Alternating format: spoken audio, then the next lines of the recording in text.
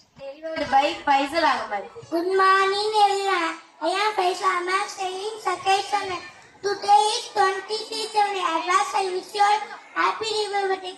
Republic Day is one of the most important aspects of India.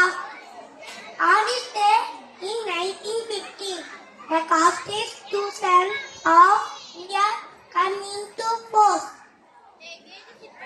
We are celebrate 26 January.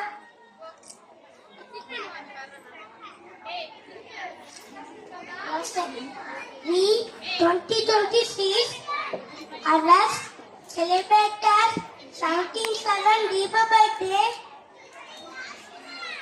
Republic Day in celebrate and joy.